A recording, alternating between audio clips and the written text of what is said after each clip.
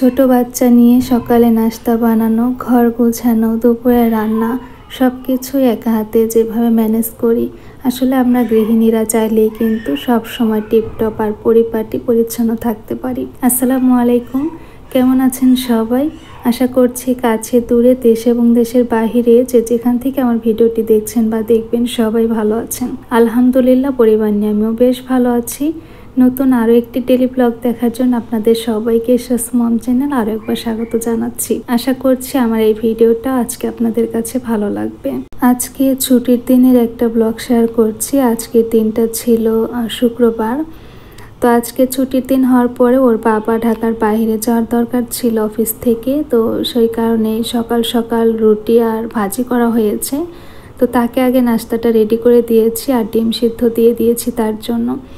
আর এখন হচ্ছে আমি দুপুরে যে রান্না করব তো সেগুলো বের করে নিলাম বলতে গতকাল রাতে মুরগি আর হাঁস নিয়ে আসছিলাম, ওইগুলো বের করেছি। আমি সকালে অফ ক্যামেরাতেই ডিমগুলো ধুয়ে নিয়েছি আর ওই ঝুড়িটা সরিয়ে এখন এই যে হাঁস আর মুরগিটা ভিজিয়ে নিচ্ছি। গতকাল রাতে হচ্ছে বাজারটা করা হয়েছে বৃহস্পতিবারে, তো ওর বাবা বাইরে যাবে ওই কারণেই আর কি আর্জেন্ট বাজারটা করা হয়েছিল। তো রাতের দিকে আমার তারপর ওর দাদি কারোরই ইচ্ছে হয়েছিল না যে মুরগিটা কেটে কুটে রেখে দেই, ওই কারণে এমনিতেই রেখে দিয়েছিলাম। তো আজকে সকাল সকাল বের করে নিয়েছি, ভাবছি যে আজকে সব কিছু কেটে কুটে একটা মুরগি ওইখান থেকে রান্না করে নিব। এখন চলে আসলাম ঘর গুছাতে। আমাদের গৃহিণীদের প্রত্যেকটা দিনই একই টাইপের কাজ করতে হয়, রান্না বান্না, ঘর গুছানো, কাপড় ধোয়া, সন্তানকে দেখভাল। আর এগুলো করতে করতে আমাদের দিনটা কোথায় দিয়ে যে শেষ হয়ে যায় বুঝতেও পারি না। মাঝে মধ্যে তো মনে হয় দিনটা আরও একটু বড় হলে ভালো হতো। গত ভিডিওতে হাসি আক্তার আইডি থেকে আপু, সেই সাথে MN ব্লগ থেকে নাসরিন আপু দুজনই লিখেছেন যে ভিডিওটা ভালো লেগেছে, কিন্তু তাদের বাবাটাকে দেখতে পারেনি। তো আরিশের কথা বলেছে তারা। আমি দেখেছি যখন আরিশকে একটু না দেখায় আপুরা অনেক বেশি মিস করেন, সেই সাথে কমেন্টে জিজ্ঞেস করেন। আসলে ও এত পরিমাণ দুষ্টমি করে আপুরা, তোমরা দেখলে বুঝতে পারতে। এই কারণে আমি ওকে নিয়ে খুব সচরাচর কাজ করি না। দেখা যায় ওকে ওর দাদির কাছে বসিয়ে রাখি, বা ও যখন একটু সাইডে থাকে তখন আমি ক্যামেরা করে কাজগুলো করে নেই। না হলে দেখা যায় ক্যামেরার স্ট্যান্ডটা নিয়ে দৌড় দেয় এই অবস্থা। তো আমি কিন্তু গতকাল ভিডিও যখন করছিলাম শুরুর দিকে, তখন কিন্তু ওর দাদির কোলে ব্যালকনিতে বসেছিল। তো এই কারণে হয়তোবা তোমরা খেয়াল করোনি আমি যখন ঘর ঝাড়ু করছিলাম। যাই হোক, আজকে কিন্তু একটু একটু আছে, কারণ মাঝে মধ্যে ও ভিডিওর মধ্যে হঠাৎ করে ঢুকে যায়, তো তোমরা কিন্তু দেখতে পারবে। তো আমি একে একে এই যে ঘরের সমস্ত কিছু গুছিয়ে নিচ্ছি। আসলে ছোট বাচ্চা নিয়ে, সেই সাথে বাচ্চা যদি একটু দুষ্ট হয়, সেই মায়েদের একা হাতে নাস্তা বানানো, সংসারে গুছানো কাজ, তারপর দুপুরে রান্না সব কিছু একা হাতে কিন্তু ম্যানেজ করতে একটু কষ্ট হয়। তারপর আমরা যারা আছি গৃহিণীরা একটু পরিপাটি পরিষ্কার পরিচ্ছন্ন থাকতে পছন্দ করি, তারা কিন্তু যতই ব্যস্ততা থাক বা যতই কষ্ট হোক এই কাজগুলো কিন্তু এক ফাঁকে করে নেই। তো আমি প্রতিদিন আমার ঘরের পেছনে 1 ঘন্টা সময় দেই, এতে করে কিন্তু ঘরটা সবসময় টিপটপ পরিপাটি রাখতে পারি। আমি আমার গুছানো কাজগুলো করতে করতে আপুদের কিছু প্রশ্নের অ্যান্সার করতে থাকি আর আপনারা আমার কাজগুলো দেখতে থাকেন। গত ভিডিওতে পরপর 2টা কমেন্ট করেছেন আপু। নাজমুন নাহার সুইটি আইডি থেকে আপু লিখেছেন, আপু এই যে কৌটা রাখার সুন্দর তাক দুটো কোথা থেকে নিয়েছো? সেই সাথে আপু আর একটা কমেন্ট করেছেন, আপু সিঙ্কের সাথে যে তাকটা ওটা কোথা থেকে নিয়েছেন আর দেয়ালে কিভাবে লাগিয়েছেন? তা আপুর জন্য বলে দিচ্ছি আপু, আমি যে কৌটা রেখেছি সেই সাথে সিঙ্কের ওপর লাগিয়েছি 2টা তাক আমি একটা জায়গা থেকেই নিয়েছি। এটা হচ্ছে এই যে রাস্তার ধার দিয়ে যে মামারা বসে না, তাদের কাছ থেকে নিয়েছি। আর প্রতিটাই হচ্ছে 100 টাকা করে নিয়েছে। সেই সাথে আমি সিঙ্কের ওপর যে হ্যাং করেছি, তো ওইগুলোর সাথে কিন্তু একটা আঠা জাতীয় ক্লিপ দেওয়া থাকে, তো ওইগুলো দিয়ে কিন্তু লাগিয়ে নেওয়া যায়। এটা কোনো প্রকার ডিল করতে হয় না আপু।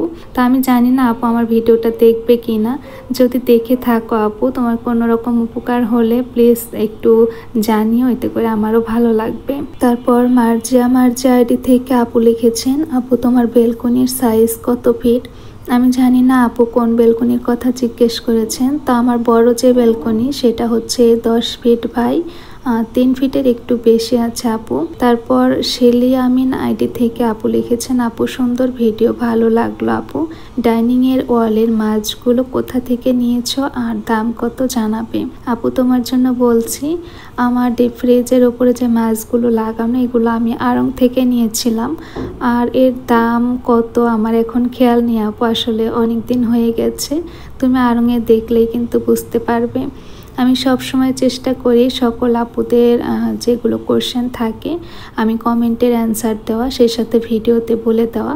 কারণ অনেক সময় আপুরা কমেন্ট ওইভাবে চেক করে না, দেখা যায় ভিডিওতে তারা তাদের প্রশ্ন অ্যান্সার করা অনেক বেশি পছন্দ করেন। তা আশা করছি তোমরা তোমাদের উত্তর পেয়ে গেছো আপু, তোমাদেরকে অনেক অনেক ধন্যবাদ। সকালবেলাতেই ম্যাক্সিমাম কাজ সেরে তারপরে আসলাম সকালে রান্নাতে। সকালে তো শুধু ওর বাবার জন্য রুটি করা হয়েছিল আর ভাজি করা হয়েছে।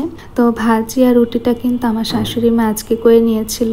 আমি যখন ঘুম থেকে উঠি দেখি যে মানে শব্দ পেলাম যে সে রান্নাঘরে আছে। তো এই কারণে আমি রান্নাঘরে যাই নাই, পরে গিয়ে দেখলাম রুটি সেই সাথে হচ্ছে ভাজি করে নিয়েছে, অল্প একটু ভাজি আর 3-4টা রুটি করেছিল।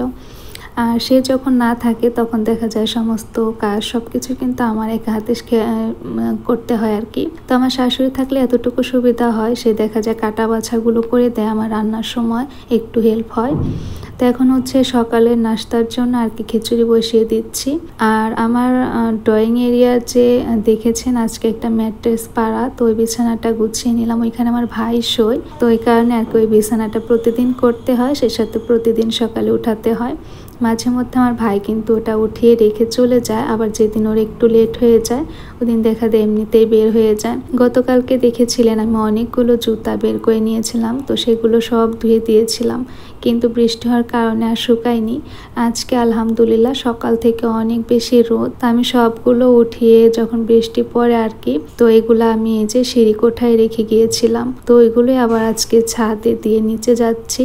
হঠাৎ করেই মনে পড়লো, ওই কারণে দেখলাম যে দিয়ে আসি। আজকে রোদের তাপটাও ভালো আছে আর আজকে একটা রোদে শুকিয়ে যাবে। তো ঘরে ঢুকে আবার বাকি যে কাজগুলো ছিল সেগুলো করে নিচ্ছি। আমি ডাইনিং এর ম্যাটটা চেঞ্জ করে দিয়ে টেবিলটা খুব সুন্দর করে ক্লিন করে নিলাম। এই যে আমার বাবাটা চলে আসছে, দেখতেই পাচ্ছ।